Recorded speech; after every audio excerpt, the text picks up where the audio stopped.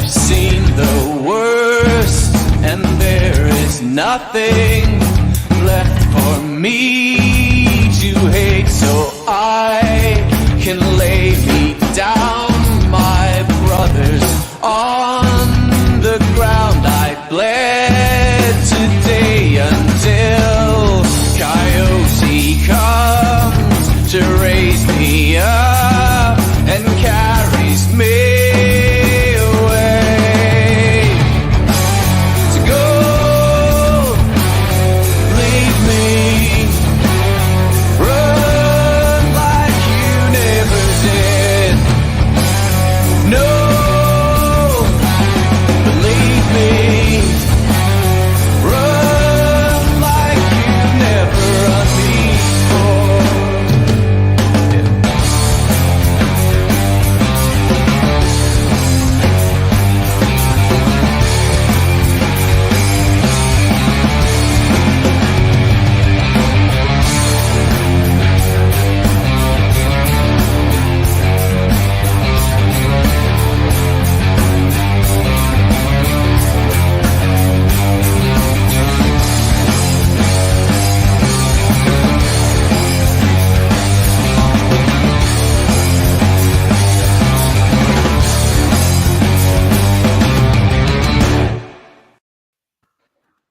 Good evening, everybody. Welcome to the Scottish Rugby podcast brought to you by the Scottish Rugby blog. I am Cammy Black. Johnny, Yes. I said you could have 2 minutes later on. Johnny, for listeners at home, Johnny was holding up the Howard Fife logo to the camera. We'll come on to that later. Anyway, it's a special podcast tonight because it's yesterday, as we record this, that was Wednesday, was the 5th year, officially 5 years of the podcast. So we're going to do a bit of a celebration tonight. We're going to look back at 5 years of rugby in Scotland and some of the influences we've had on that. We'll then do a Patreon special where we're going to look back at 5 years across the whole of rugby, as well as the podcast itself, and have a bit of an indulge there. Because, to be quite honest, and for reasons we'll discuss in the Patreon podcast, regular listeners, not our patrons, don't enjoy our buffoonery sometimes. So, buffoonery, that's such a strong word. Honestly. Well, I don't That's total rhubarb. Maybe, do you know, we'll ask Johnny. Johnny's one of the newer member to the pod. We'll ask him what he thinks of some of the clips I've got later on in the Patreon section. I can only imagine. Yeah. I think some of my favourites might be in there. Yeah. So anyway, if you want to sign up for our Patreon, it's patreon.com/Scottish Rugby Podcast. For £3 per month, you get access to weekly bonus content now. So we do this main podcast for everybody. If you pay £3 a month, you get the main podcast advert free. Plus, then you get another hour of bonus content as well, where we kind of a bit more freer, a little bit more of a chit chat, less focused, maybe. Some more buffoonery. Drunker, yeah. That's very true, Ian. We are drunker, and also we swear. I should just put that word of note in there that there is swearing in the Patreon one. That's what you get for your money. Anyway, joining me on this trip down memory lane, I'm pleased we haven't got Craig Manson with us. He's going to have to talk to me. You're pleased you don't have Craig Manson. That's literally just what you've just said. He's got a good reason, though. I've got a good reason, because for reasons that we'll come on to. We have, though, got Ian here. Good evening, Ian. Hello, happy Wood anniversary, as Roderick Mackay points out. Is it Wood? Yes, I just looked it up while the theme tune was on. So yes, we've got Wood. Not Keith Wood and his pregnancy. His pregnancy fetish that he revealed on the 97 Lions to a DVD. So grim, wasn't it? That was really so grim. We've also got John Anderson. You can hear there. Good evening, John. Yeah. My dulcet tones are joining us tonight. Hi, folks. Hi, everyone. Welcome along to our big birthday. Yeah, and we've got Johnny McGinty. Johnny, look, Craig's not here, and I'm really pleased because you can't double down on this, but. You can have some time at the start of the podcast to talk about what happened at the weekend. I'm tempted to wait until he is here because I feel a bit sorry for him that he's missing out. But no, very pleased. Sure when he joins us in the Patreon bit, he'll have his digs. Very pleased for the How Firsts who, I was going to say eased to a demolition, scraped a very close win against Berwick at the weekend. By all accounts, I was speaking to some of the boys through the week and they said it was a really good game. Close game, obviously. It was a close game in Berwick as well, but pretty big win for us, I think, and keeps it tight at the top of the table. So we'll see what happens for the next few weeks. Yep. So that's it. So it's we're one apiece then for the podcast derbies this year. So hopefully we'll next year we'll manage to get to one if we end up in the same. I know that would be good. We will try and get to one. If I mean, obviously it'll be disappointing when Berwick get promoted and how don't. That won't happen, but we'll see. How many Anyway, points are last week ahead? I don't know, Miles. I don't know who's catching them. I think Berwick got loads of games in hand though, but we haven't played for 2 months pretty much because of COVID. So we'll see. We'll see. Anyway, there's that. At least, it's a shame nobody filmed the game because when Berwick won, somebody filmed the entire game and I made Craig sit for 20 minutes and analyse it with me on the podcast. If I'd remembered that it was on before the night before, I might have asked someone to film it for us. But I don't know. It slipped my mind. Well, there we go. I think it's important to note, Johnny. See, when I'm hosting, you don't have to put up with this. We don't have this. So Cammy's, obviously put up with your putting the program up at the. I would have literally just kicked you out. I mean, how many times did I kick Craig out for all sorts of nonsense? Just kept removing him from the stream. The problem is everybody's got admin privileges now. I know, right? I'll just come back. It's like literally, it's like the Cold War now. Nobody dare take the first move because it'd be utter devastation on the live stream. So like that in my day. Mutually assured podcast destruction. Yeah. Listen, look, we were going to have a brief chat about Europe, but Craig's not here, and it's a bit like when a tree falls in a wood. Does anybody hear it? If the Edinburgh game isn't broadcast live on TV, did it really happen? Craig was there live. He could have confirmed that for us, but he's not here. Just like the big news from the weekend was the fact that Flinty McStag is apparently back. Returned. Yeah. That is not Flinty McStag. An utter joke that they think that we'll just accept a brand new mascot with a whole new costume. They haven't even bothered to try and replicate him. I want to know where Flinty is. Where is Flinty? This is the big conspiracy. And if the Edinburgh social media guys think that I'm letting this drop, they've got another thing coming. They don't know me. They should have just fully heel turned and called the new one Tommy McHawk or something. I know that would have been fine. But yeah, ludicrous. If anybody knows of what has happened to the real Flinty, then get in touch. Anonymity will be assured. Hashtag where's Flinty? Where's Flinty? Yep. Is this like Where's Dougie Donnelly, but with an Edinburgh mascot now? It's significantly easier to spot. People found Dougie Donnelly though for us. Somebody found him carrying a bag for life in Sainsbury's car park. It's fine, but nobody knows where Flinty is. I can sadly confirm due to correspondence, because apparently now I'm a target for the cult on Twitter, so I can confirm via correspondence that in fact I was the reason Edinburgh won so significantly. It was my motivational talk. So you're welcome. Basically, see what influence this podcast continues to wield over the world of Scottish rugby. That John Anderson, you and our millions of listeners. You're talking about. They're coached by a British and Irish Lion. You've got world class rugby brains there, but obviously what they needed was this guy to talk. Mike Blair's just there with a live stream up in the team room. Look at this joker, boys. This is what he thinks of you. Go out there and prove this man who's sat in his dining room on a Wednesday night. He's just been non-committal about how good you are. Now you go out and show that part-time French team how good you really are.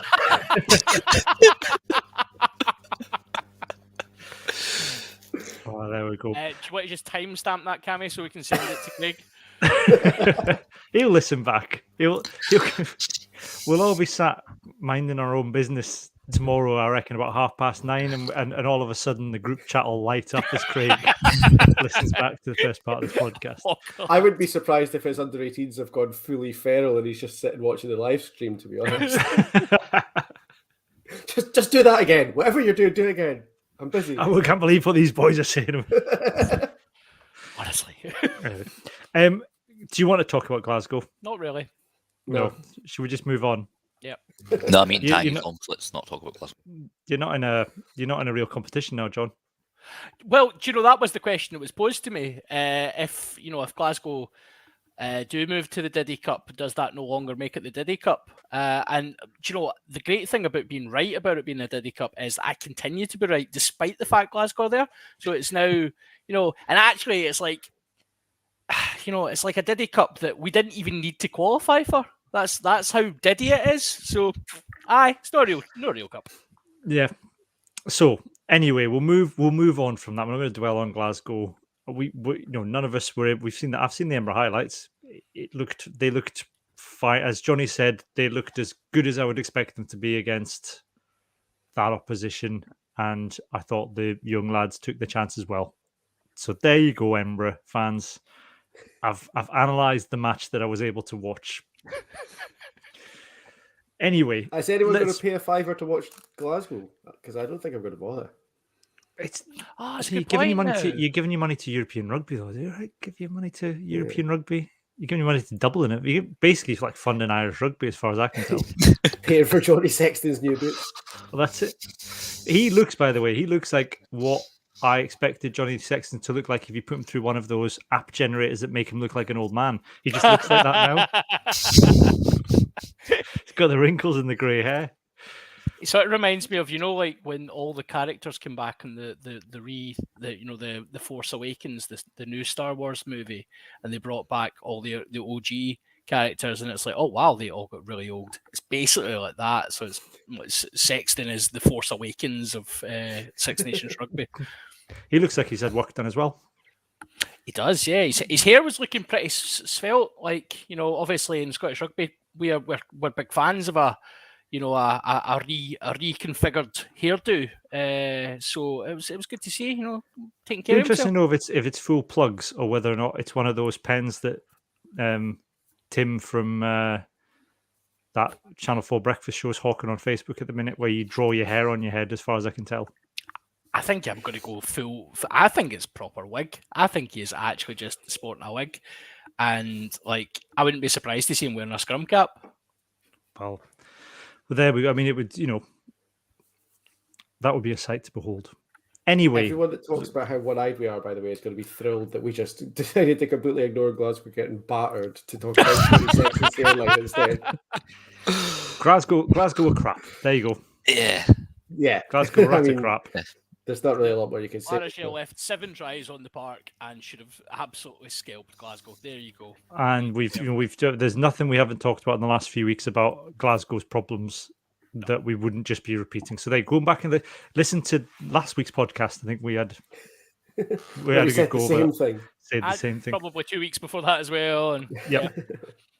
So yeah, what we should do is we should just kind of like, if we were organised, we could just you could just clip yourselves analysing Glasgow's defence and how bad it is, and we'll just play it every week as almost like a jingle. I mean, you could also, like, if you really are desperate to hear my views on Glasgow, do feel free to go over to Scrum of the Earth, because I am in depth giving Glasgow a slapping on there. Anyway, look, let's actually move on from this, because I said we'd move on about 3 minutes ago, and somehow we've analysed the Glasgow game. It's poor chairmanship. Come on. I know. Well, there we go. Look, we're going to look back now at the last 5 years of Scottish rugby. This is going to be lots of fun, I think, because there were lots of things I hadn't remembered about the last 5 years, which, given that we've done a podcast pretty much every week for the last 5 years, surprised me. And I don't know if it's because I've spent too much time talking about Scottish rugby that it's all a blur, or whether or not I've got memory, early onset memory issues that I need to get checked out. We'll find out through the podcast, which it is. We started back in 2017. Vern Cotter was still in charge, although he was in his last. We knew he was going at that point because Gregor Townsend was taking over. The first game we covered was the Ireland game, where we won 27-22, which felt like quite a monumental. That felt like a monumental win. That game. Yeah, yeah. So that's the famous Greig Laidlaw pose game, isn't it? Pose game, yeah. Nails his kick and just rugby Jesus pose. Yeah, was Jim Hamilton at his destructive best during that No, game as well? so it's interesting to look at the first team that we would cover. I thought we'll look at the first one, we'll look at the most recent because it's interesting to compare where we've gone. So you've got going from back to front, you've got Hogg, Maitland, Hugh Jones, then you've got Alec Dunbar, Tommy Seymour, Finn Russell, Greg Laidlaw. Then in the scrum, you've got Alan Dell, Fraser Brown, Xander Ferguson, Richie Gray and Johnny Gray, Ryan Wilson, Hamish Watson, and Josh Strauss. On the bench, Ross Ford, Gordy Reid, Simon Bergen, Tim Swinson, John Barkley, Ali Price, Duncan Weir, and Mark Bennett. That bench gives you the fear, though, doesn't it? Oh, yeah. Yep. If only we weren't still using most of that same bench for Glasgow this weekend. Pretty sure John Barkley could still get a game for us as well.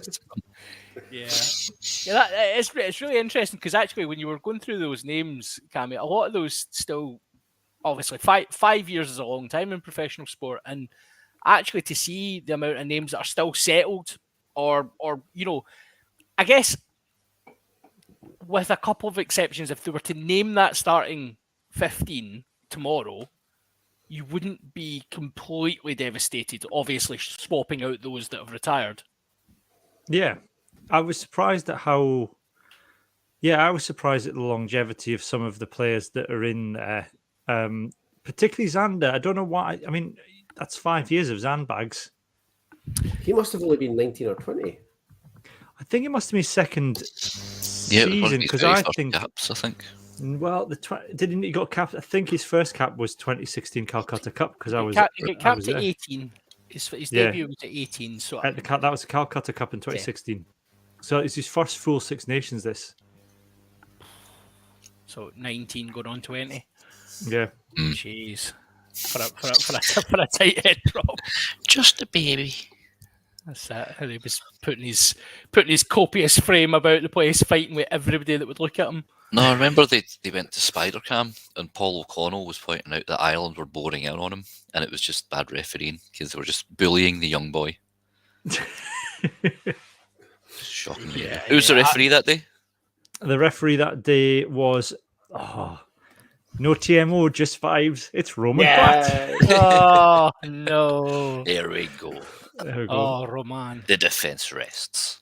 But we won. But I think the thing is that Scotland won that game, and then we beat Wales in 2017 and Italy, which we'll get. I want to get onto that in a minute. That Italy game. Wales was the game that me and Rory were at. Was that?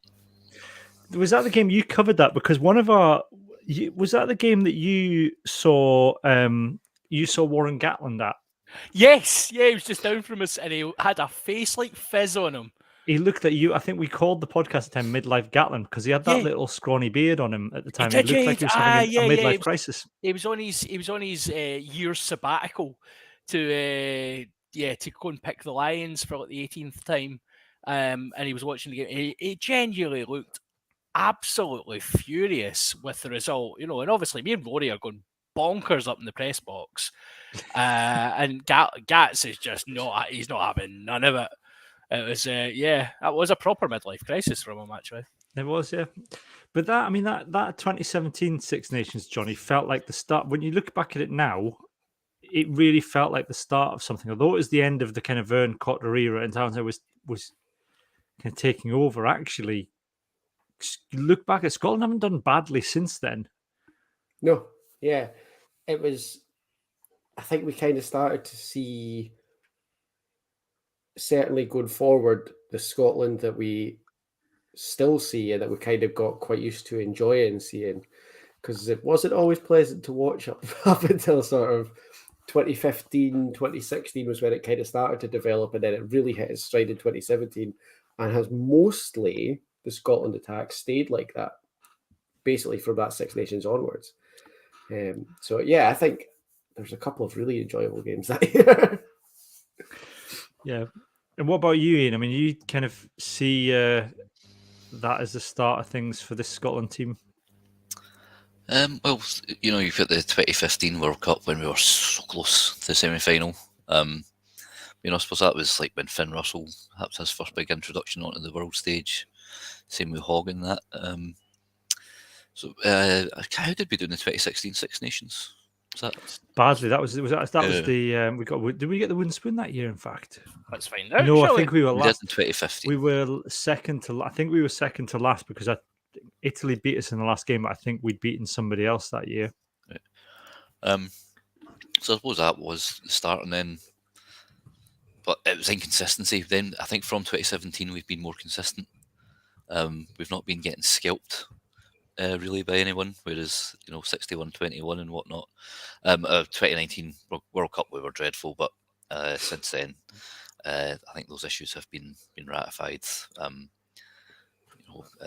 Townsend just discovered that he has to be a bit more pragmatic, and I think recent results show that we're on the right path, and also we have Doohan now, so there we go. Well, whether we do or do not have Doohan may depend on whether he was on holiday or ill.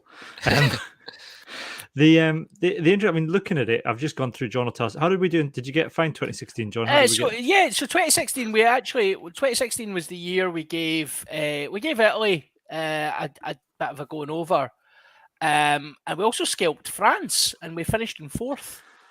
So actually, I mean, even What was that? The Duncan Taylor one?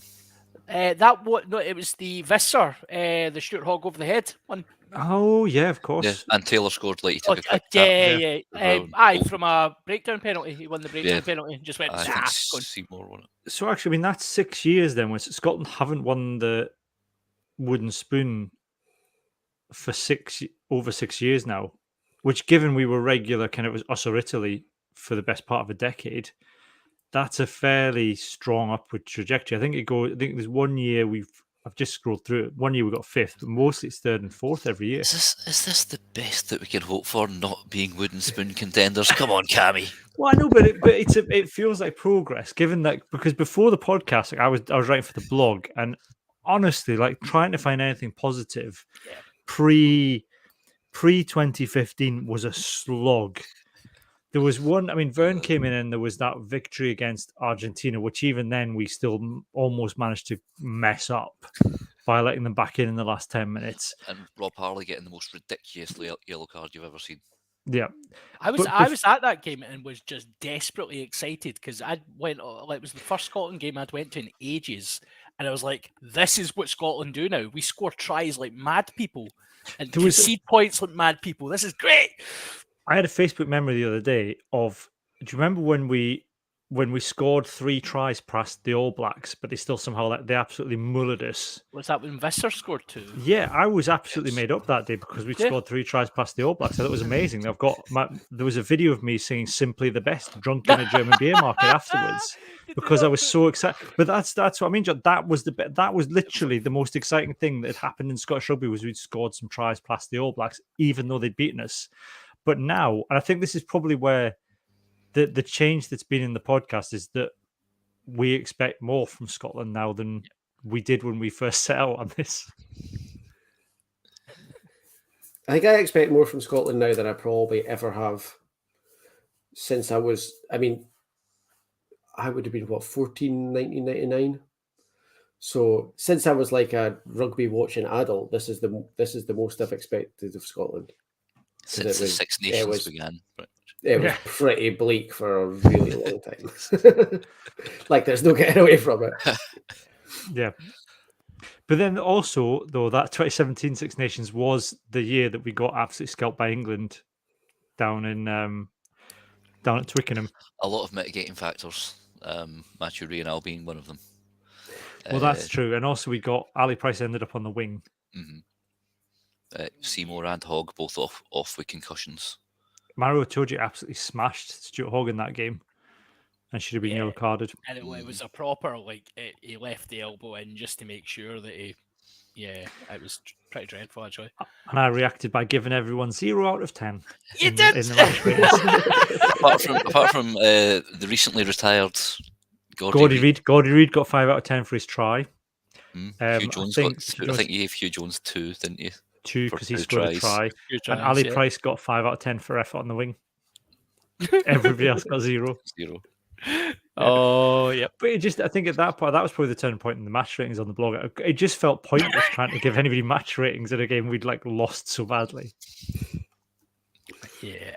I mean, like, yeah, it was. I remember it was the optimism. That was again back to our point about Scottish rugby and the optimism killing you.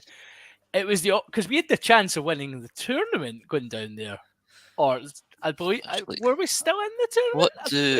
What do what did We the were at opening that point. 5 minutes of that game? I think about roughly the opening 5 minutes of that Fraser game, Brown got the yellow and card. of this weekend, This weekend, Fraser Brown.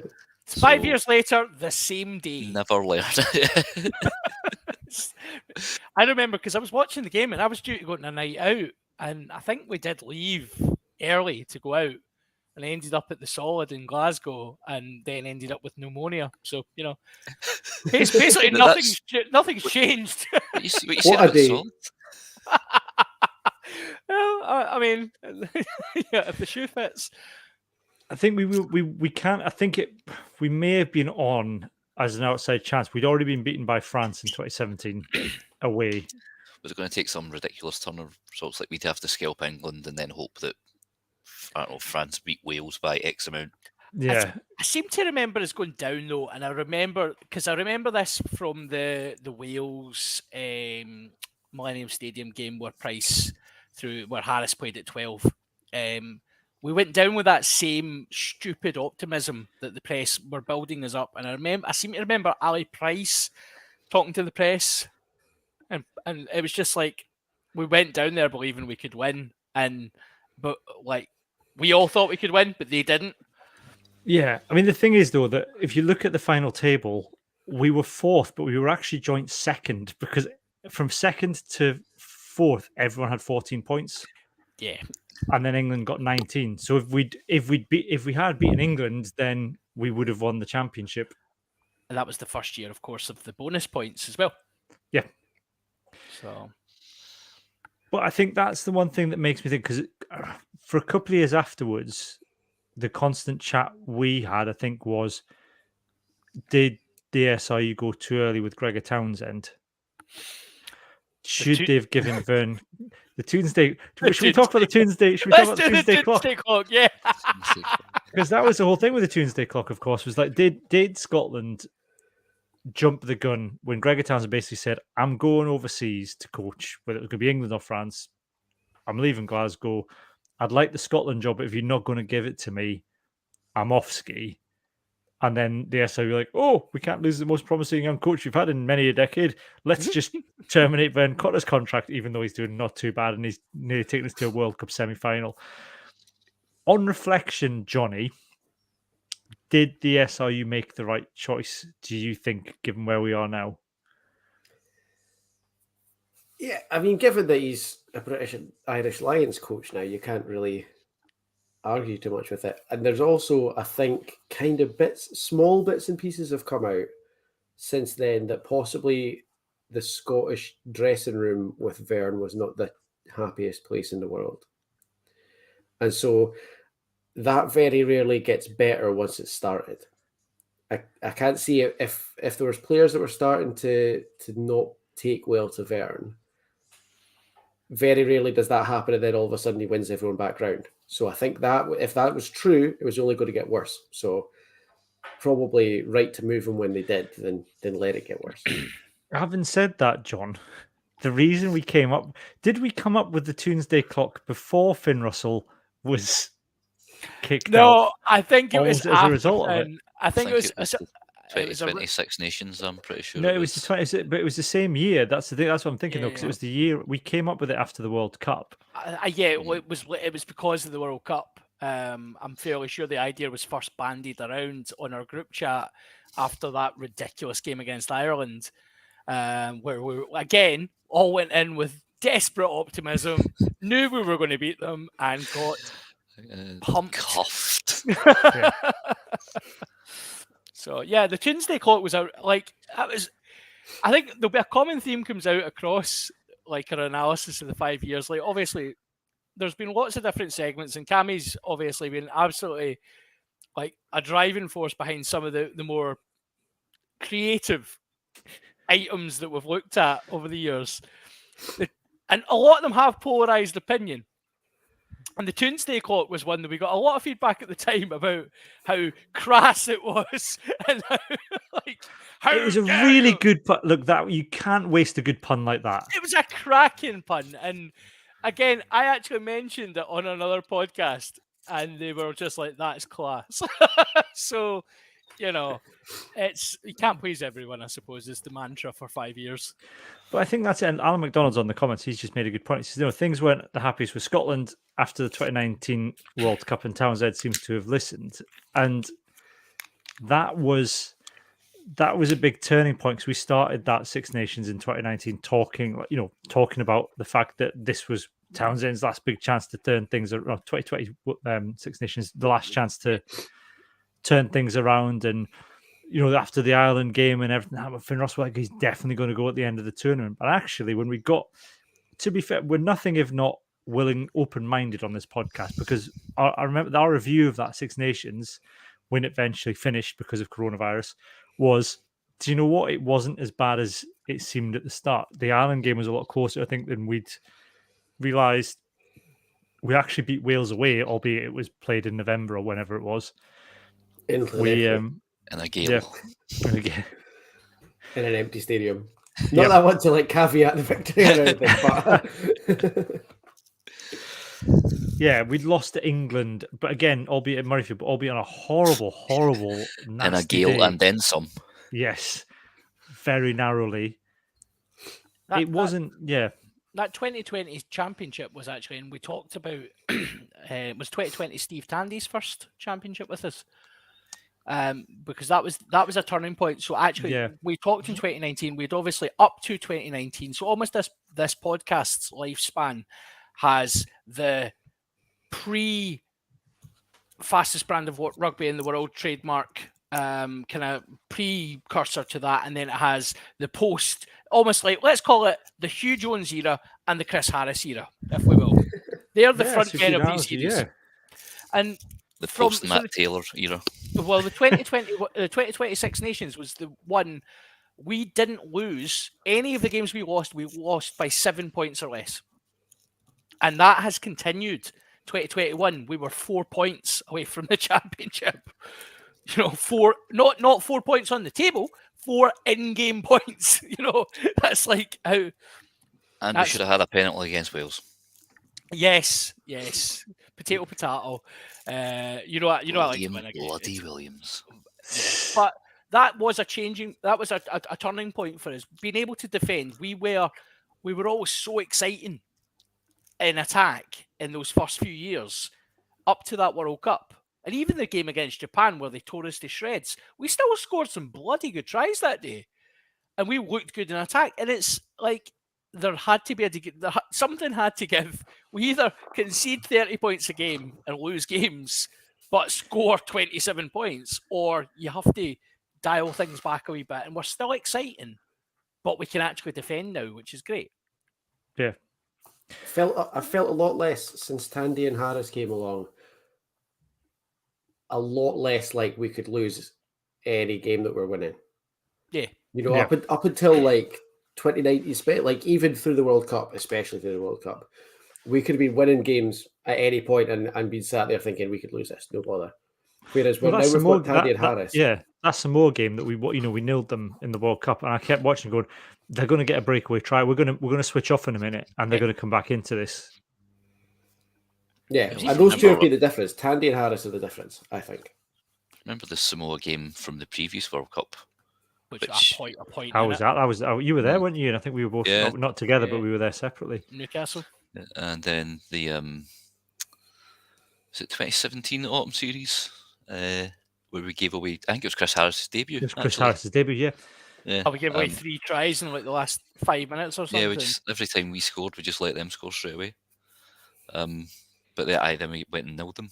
Although maybe it's partly due to Samoa's players dropping off, getting on a bit.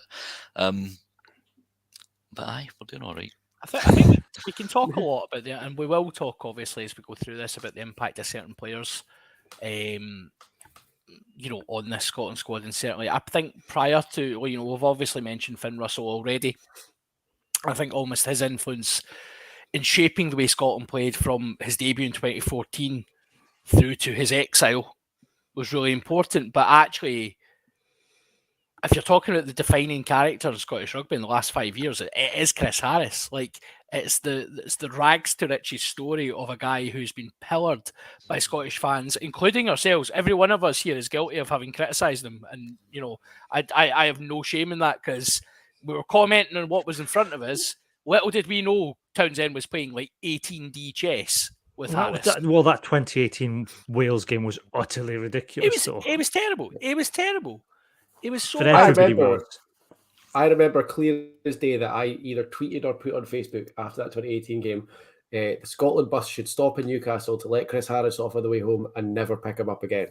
And had to like rapidly eat my words by the time we got round to the 2026 Nations. And then made money off him getting picked for the Lions. You go. Alan McDonald says Chris Harris gave Bruce Dillon PTSD so bad he panicked and forgot he should kick the game into touch in the last France game. That is absolutely true. I'll tell you what I think was a big turning point game for Chris Harris was a game me and you were at, Cammy, again separately, but we did meet for the first time, that France game on that scorching hot day. Yeah. He scored a try, but also looked... That's the World Cup warm-up.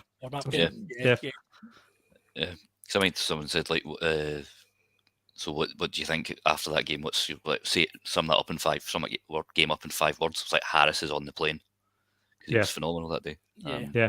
It was interesting, wasn't it? Because he was a player, and we've had players like this in the past. And again, it just shows, like, probably from our perspective, how you do get caught up in the characters and the kind of the rush of the fans quite often as well, because obviously we're all rugby fans first and foremost, and you get caught in the kind of the wave of that. And it was the same when Duncan Taylor made his Scotland debut, and I always kind of reference that as being like an example of where a guy was rubbish on his debut and rubbish on like his first 5, almost 6, 7 caps.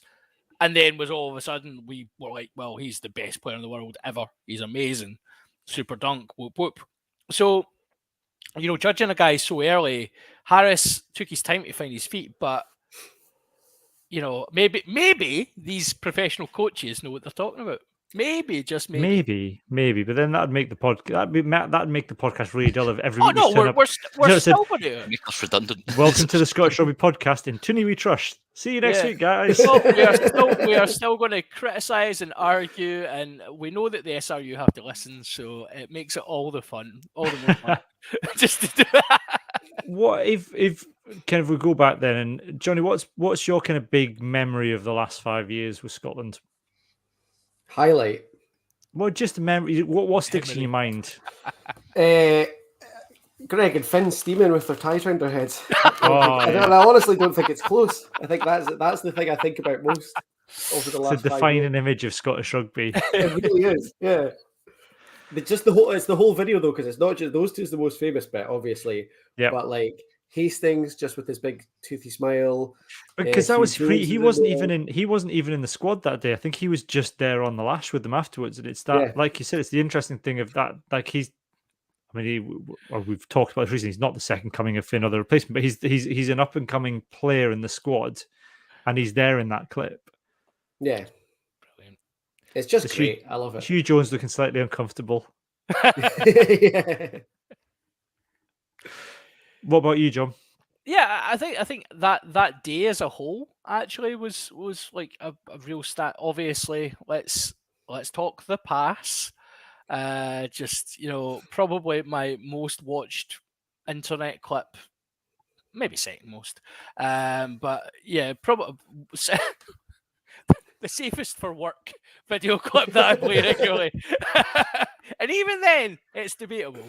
No, the pass, Finn Russell just at his absolute best, and I think, well, I say best. I think he's a better player. He is a better player now. He's a much, much better player now. But that caught everyone's attention and was like, oh wait, this guy can play a bit. And we're all sitting here having watched him for 5 years. 7 years actually at this point, going, yeah, he can do this anytime he wants. He has got those skills, but just beautiful. Well, there's that photo from that game, isn't there, of Finn throwing? I don't think it's the pass, but a pass Aye, with and Owen Ru- Farrell just looking absolutely kind of like agog you've got it in the as he throws credits it. on the way Yeah. through. Yeah, It's a Yeah, it's marvelous You- photo. brilliant It's a photo. marvelous looks photo. even more like Bear's dog than usual. And Finn just looks so chill, just like, oh, it's nothing. I'm just I don't launching know. one off. I don't know. Did Hugh Jones ever recover from that game, Ian? Genuinely. Well, he was what game? What, the Cardiff game? The Calcutta Cup game. That 2018. That's kind of for me. That from my memory, that's the peak of Hugh Jones as Scotland Yeah. player. Someone's going to come back and tell me another game he played a blinder, and I'm sure he probably did. But that for me is after that, it just didn't kick on. Maybe not. I mean, how can you kick on from a almost peerless performance like that? There's obviously sort of after that form issues when he went to Glasgow. He just got overplayed. Sorry, Ronan's just spotted the free bag of Mawam I've received today in the post. I'll tell you about that later. And then obviously Chris Harris came along. He got that nasty face injury where he suffered several small fractures. I don't think it's maybe not kicking on, so it's just outside sources and influences affect his ability to do that. What was it after that Six Nations? Because I think he'd signed at Glasgow. He'd finished the Currie Cup, and then he'd went to the Six Nations, and then came to Glasgow. And I think Cammie's absolutely right. I think it did start to go not downhill, but certainly sideways at that point. I think that's it. It's just that for me is always the peak. That for me is where Hugh Jones peaked for Scotland, and he may have had good games after that, but I don't. I can think of other games where Finn Russell has had exception. I can think of other classic Finn Russell performances. I mean, that's one of them. It's up there, but you look at the 2019 Calcutta Cups up there as well for Finn Russell. But I can't think after that of any kind of time. It was Hugh Jones. Oh, then he had that other great game for Scotland. Yeah, and some people have that. Some players have that, don't they? They have their one great game and then they're not able to get over it. Darryl Marfo. Do you know what I I always remember mean, about he that did a great game against Sorry. Australia before, and he was starting to. He had a good he played Darryl well. Marfo had one good autumn series. Yeah. That's not like Hugh Jones, because Hugh Jones had the Hugh Jones England performance was just it was the peak, but we'd been expecting that because he'd been performing at a very, very high level all the way through. Because I remember, like within 5 minutes of the Australia game, we're like, "Who the hell is this guy?" When Finn Russell gets one over the top, it was like, "Oh wow!" So impressive, wasn't it? Craig's joined us. Hey! Hello, Craig. You all right? Evening, Craig. Good evening, Craig. Johnny's already talked about how.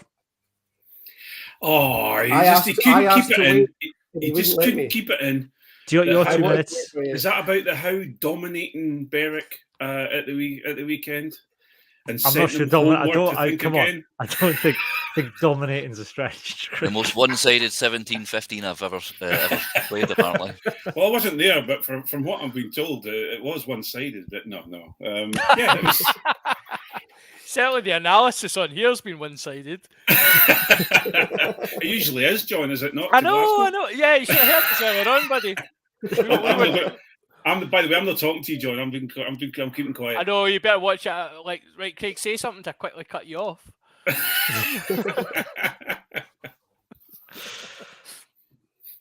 We were talking, Craig. We kind of talked about the things that stand out in our memory from the last 5 years of Scottish rugby. Is there anything kind of particularly stands out for you in the past 5 years? The lack of proper retirement for Ross Ford. That's a good one. I had that in my notes. Yep. Yeah, I thought that was pretty rubbish. that's not a positive. My goodness, I should really keep it positive. I think just to can we sorry. talk about Ford? Let's talk about Ross Ford, because Ross Ford was, I think he's a big figure for the blog before the podcast started, and then that continued throughout the podcast. I think early doors we came up with the idea that he was consistent. We didn't think he'd ever been less than 6 out of 10 for Scotland ever in our player ratings, or more. and then or more.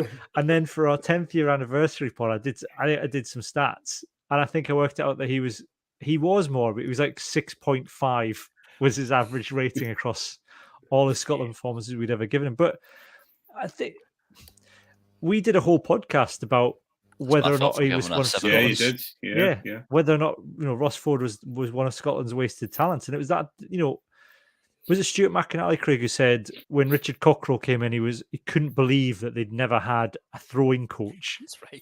Yeah. Edinburgh. Think poor bloody Ross Ford. Not only could he not hook, but nobody was teaching him how to throw in. But remember, he was taught not to hook, and I always remember that conversation I had. And I just it was I just think apart from obviously a lot of people say he's the most capped player in Scotland. Obviously, Donna Kennedy has 111 rather than his 110. But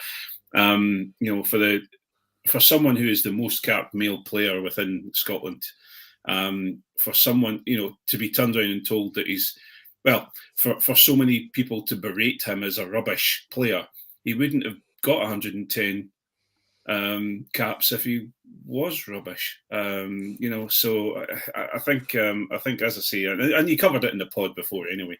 But he is for me, he's a stalwart for Scotland, and he's someone that should be well remembered. Do you think there's something, Craig? This is a genuine question. This is not a Glasgow Edinburgh question. This is a Scottish rugby question.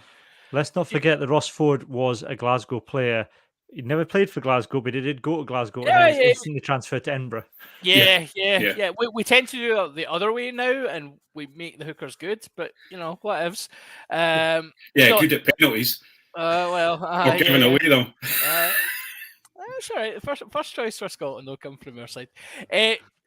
Genuine question. So I think the Ross Ford situation was really interesting because the timing of the retirement and maybe where Edinburgh were as a club, particularly with looking to clear out maybe some of the older players and some of the players that might or might not have been part of a culture that had been indicative in Edinburgh rugby at that time. However, there's also been other players who have retired as Edinburgh players who maybe the send-off hasn't been quite as... Do you just think maybe Edinburgh don't jump up and down and celebrate their players retiring quite as much as, say, other clubs do? I think they started to, but then I think that they're starting to get a little bit more media savvy. I think Glasgow had the run on them for a long time when it came to social media and being a little bit more out there. You could see a lot more about where Glasgow were going and what Glasgow were doing, whereas Edinburgh tended to be kind of in the background. And when we were being 8th and 9th in the league, there wasn't a lot to shout about. I guess are we talking about Scotland rugby, or are we talking about Scottish rugby as a whole as the high points, Cammy? Just Scottish rugby as a whole, Craig. I'm quite happy that the whole world of Scottish rugby is our oyster at this point. So on my side of things, I think my highlight is the resurgence of Edinburgh and the actual side of things where we were a good team in sporadic moments throughout the history of Edinburgh. We've got to finals and we've got to quarterfinals, etc. But as a whole, our league position was fairly mediocre. And actually, with the bringing on of Cockrell and then the Mike Blair, hopefully is going to be years rather than year. I think the resurgence of Edinburgh has been my highlight, just because we're now providing more players to the Scotland team, and we're also, doing a very, very good job of staying at the better end of the league there. That was a big call, Ian. Though. Saturday there, and now I'm disappointed. That was a big call, though, Ian, looking back on it. Scott, the SI stumping up the cash for Richard Cockrell because he'd left Leicester, but he was at Toulon and potentially, probably up for a job in France of some sort, and you would think that'd be big money. So you wouldn't have come cheap to the SRU, but that's quite a big call looking back at it. It was bold, but they tried the sort of promoting from within, and it hadn't really worked. And the kind of personality Cockerell is, as we all know how it ended. But he's one of these people who, once he walks in the door, he's going to demand respect. He's going to put boots to asses, as The Rock might say, and get a wee bit extra out of players. And also, let's not forget, he was a very decorated player, and he had done very well at Leicester.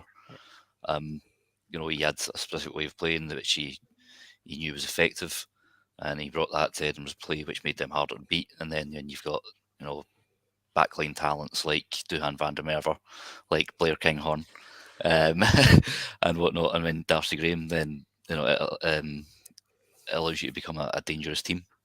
I wonder the things that John, obviously when Cockerell came in, one of the things we suspected, I think we speculated on the podcast, was that the SRU brought him in knowing that if things went bad with Gregor Townsend, there was somebody who they could slot straight in as who's got the potential to be an international coach. And you wonder whether the reason why the SRU were more than happy for him just to go is that was no longer a worry. I think that's absolutely 100% right, Cammy. I think Richard Cockerell would have been absolutely rubbing his hands at the prospect of a Scottish head coach's position when the era we were talking about there, where maybe Townsend wasn't getting the results in 2019, 2020, when things seemed to be going quite pear-shaped, when Finn was Russell ticking. The clock was ticking, 1 minute to tonight, and Finn was having one too many beers. Cockerell would have been looking at that and thinking, yeah, you know what, I think that call's coming. And credit where it's due, Townsend stuck with what he was doing. He has made changes. He's accepted, there was elements that needed to change, and results have improved. And I think Cockerell is a coach that has, I think Cockerell is a coach that's going to suit international rugby really well. And what I mean by that is he's not going to have people around him very often, and he's going to have, almost like he's got a shelf life. He has a 2 to 3 year shelf life where, if you're around him every day for 2 to 3 years, he is going to break you and make you want to batter him. If you extend that out to an international coach, he could have a 6-year career at international level and not have Mauro Itoje want to stab him. So, it's just, I think international rugby will work well for Richard Cockerell. And certainly, I think the RFU, we laughed about it at the time, the idea, let's get Richard Cockerell and Eddie Jones in a room together and let's see how that brains trust works. But we're getting to see that now, aren't we?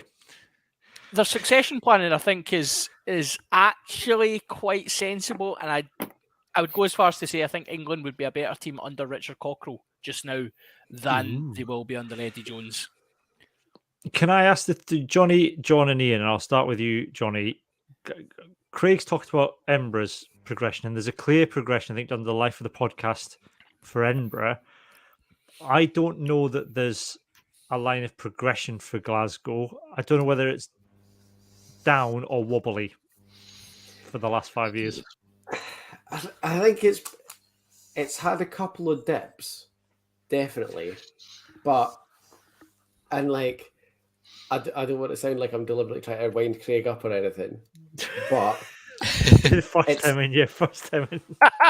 It's a lot easier for Edinburgh to go from averaging 8th or 9th to where they are now than it is for Glasgow to stay in the top 3 or 4 teams. Like there's nowhere for us to go really other than as good as Leinster or down. And I don't think as good as Leinster is really that achievable. But we've definitely had some seasons that have been ropier than others.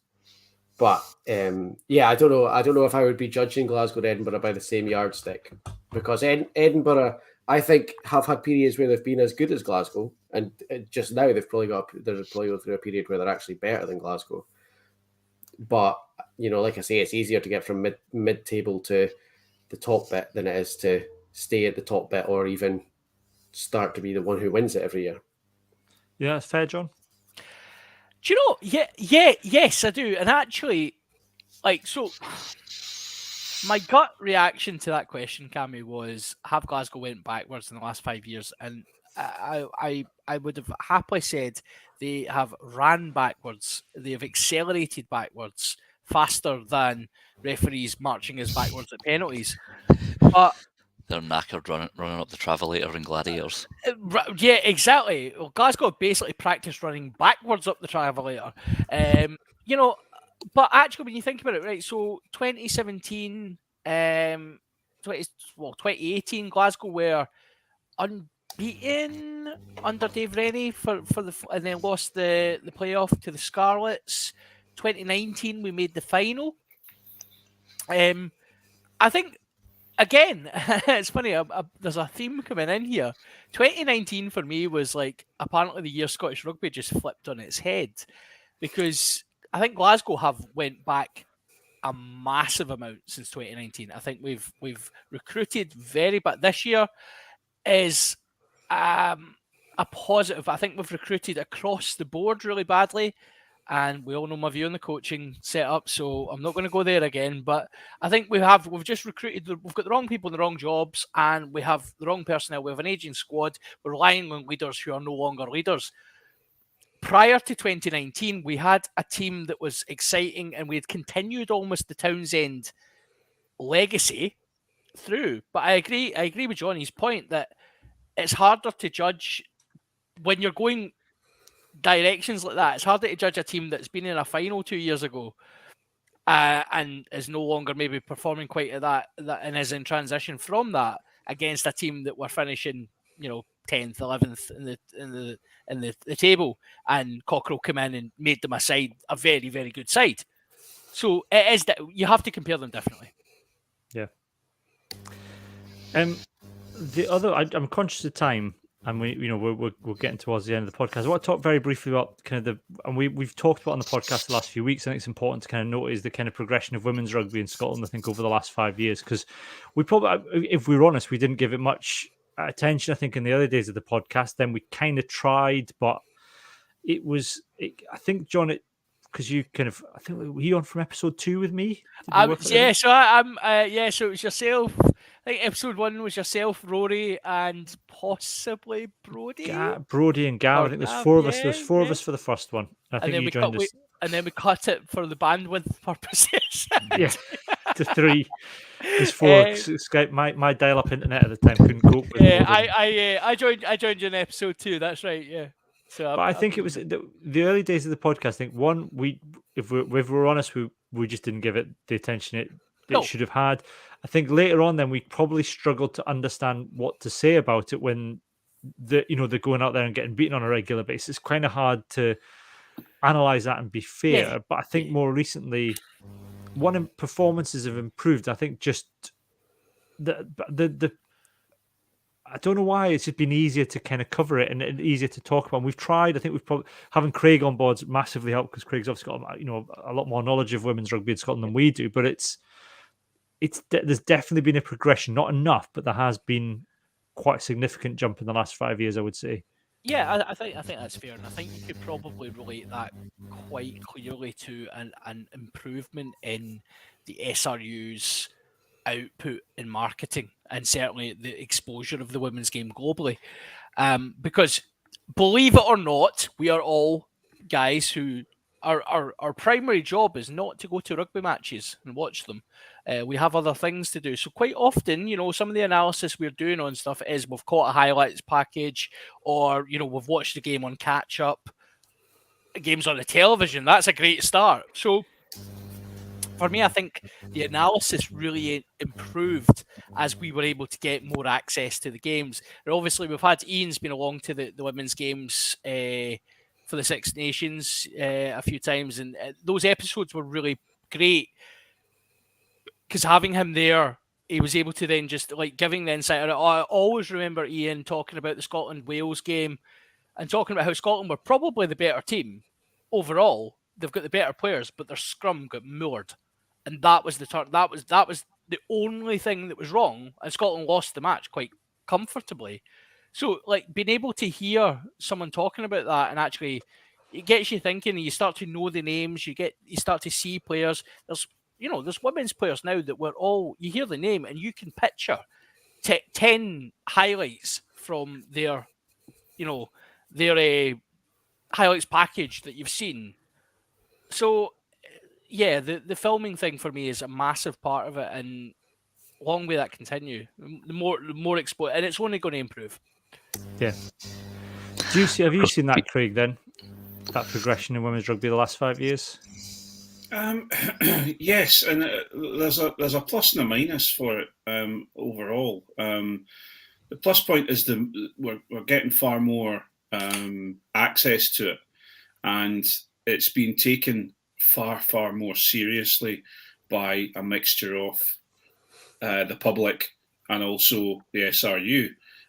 We've had an explosion over the last 5 years of more women playing rugby and more teams within the club game arriving on the scene, and the clubs are taking it more seriously now. Whereas you used to get the corner bit of the worst pitch to go and train on, whereas now you're getting, they're training with the senior men. They're becoming a senior section rather than the senior men and the senior women. So clubs are now pushing it for, are now more. They have accepted it. They've equalised their outlook on rugby, but on the international stage, I think it's slightly going backwards. Not on Scotland's side, but as women's rugby as a whole, where you find the gap between the haves and the have-nots have increased dramatically. And the issue we have really right at this moment in time is that my concern is that the social media and the TV viewing figures could get to a point where it starts to plateau because of the fact that anyone who's going up against England are looking to be handed handed a fairly big loss. So on my side of things, for in 5 years' time, if we look at the 10th anniversary of the Scottish Rugby podcast, I would really hope to see that we're in a situation where we've addressed a balance of professional women, the professional women's game in Scotland, and at least paying them a decent wage and allowing them to be professional athletes, and then we'll go from there. But yeah, as I say, it's one of the biggest growing sports in the UK. And really, it's been a fantastic success within Scotland and within the club game. We just need to now start pushing the SRU to push it more to the elite level. Yeah.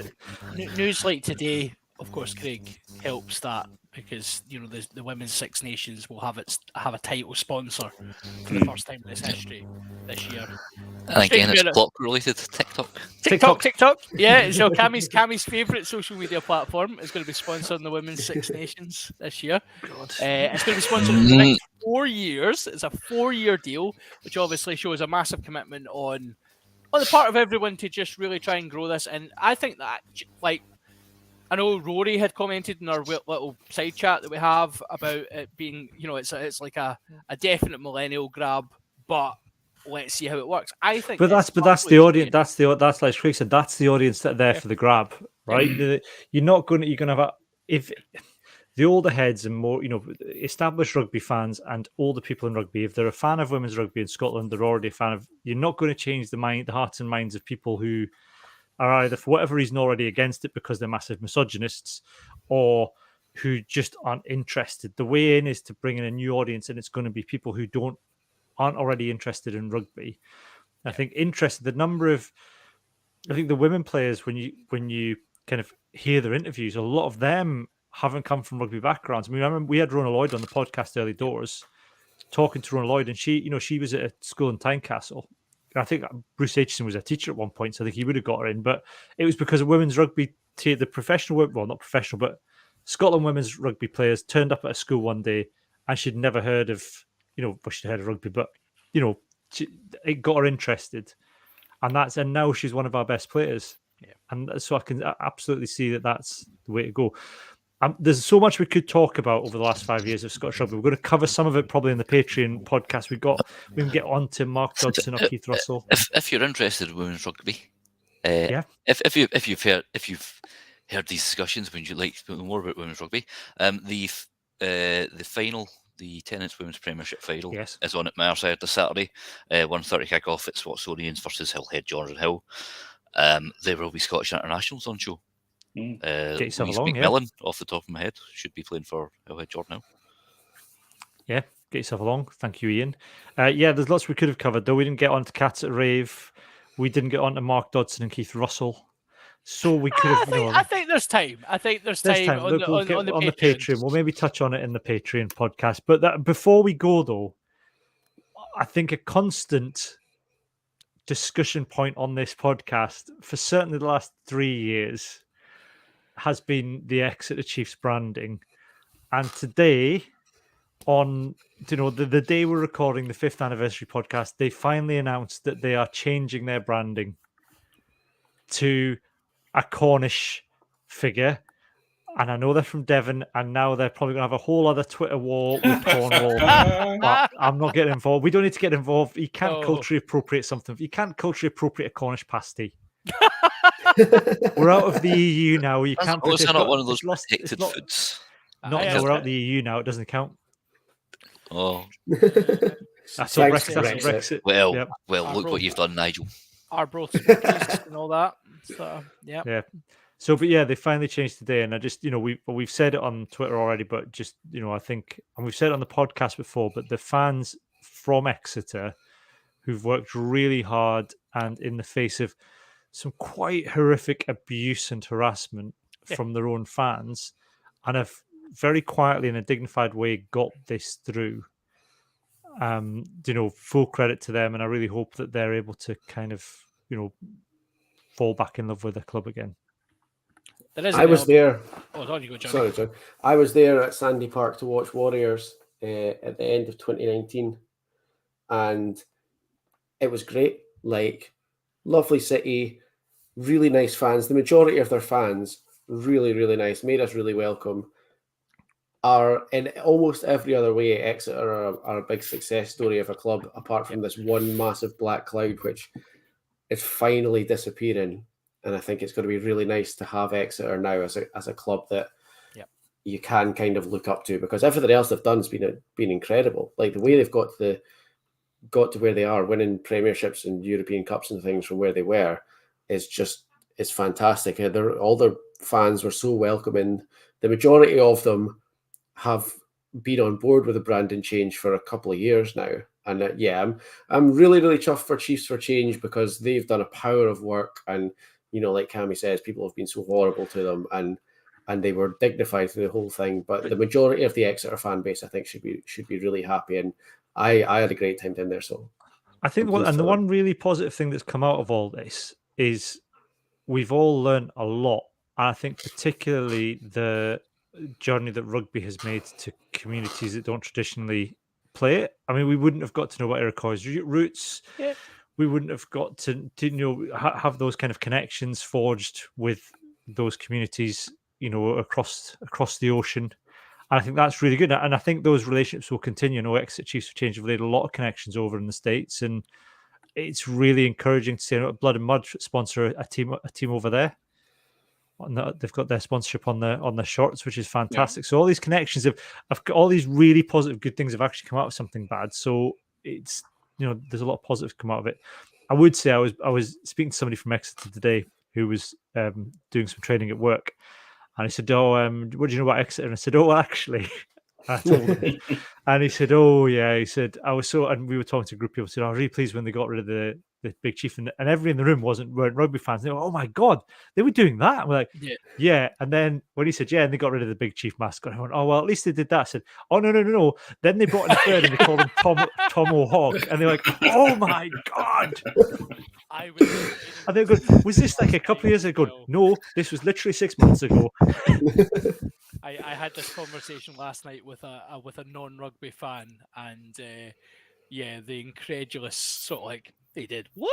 Really? Yeah, it was lovely to all these people who then were kind of like rolling their eyes, going, "Oh, typical rugby," kind of, it's the kind of thing we'd expect. It was nice to go in after lunch and say, "Actually, we were talking about this morning. By happenstance, they've changed the branding." It's nice to see. Can we just address the elephant in the room, though? Tony Rowe clearly listens to the podcast. Yeah, there we go. Obviously.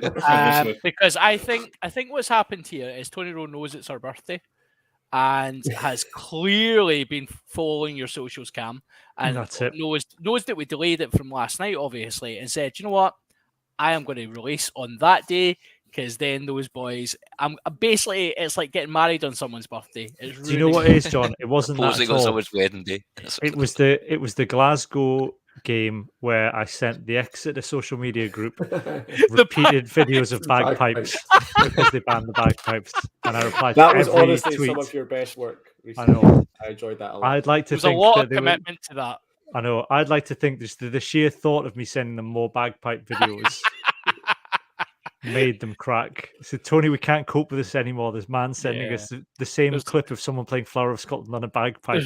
There's a madman sending bagpipes, and there's Glasgow fans in the crowd shouting, telling us what we are, and the stewards, they don't agree.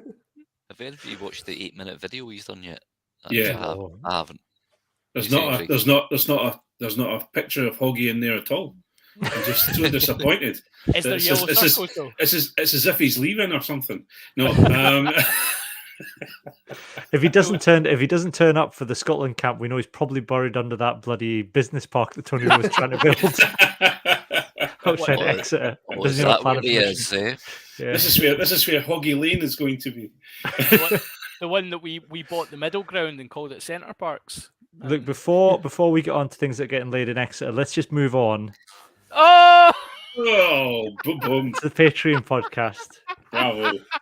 So we will say farewell to our normal listeners this week. Thank you very much for all the listening that you've done and all the support to everybody over the last 5 years. We're very grateful to you. And we love our patrons. We also love our regular listeners as well. So you're a big part of what makes us enjoy doing the podcast. We'll be back next week. We'll have a Six Nations preview next week. As we lead into the Calcutta Cup, it's getting exciting now. We're going to have our big Doddy Aid finale, where Johnny's going to reveal how we're all doing. We're not going to say anything tonight. What I will say is apparently John is beating us all, which John thinks is a big thing, given that some of us aren't even trying and are just recording the walk to school and back. Look, well done, John. McGinty is clearly like he drinks protein shakes on the podcast. So the fact that let's be clear, Cammy, Johnny, and Craig combined, admittedly, are less than a mile behind me, but there is 3 of them. Right, John, I logged a mile the other day because my daughter went to football and I watched her. I was like, she's part of this. She can have a mile. Stuck a mile down. I've just been logging my kilometres from tonight and from walking the dogs and everything just the other night, just to. Johnny, about. sometimes I think we're the only people taking this. I know. seriously. I can't believe he stood on the sideline and he's logging that. The pair of them. Shocking. He attached it to his daughter. Anyway, that's it from us for this week. We'll be back next week. If you're watching live on the Patreon stream, hang around and we'll be back very shortly. But for the moment, it's goodbye from me and goodbye from Johnny, John, Craig, and Ian. Hi. Cheerio, Right. Hey,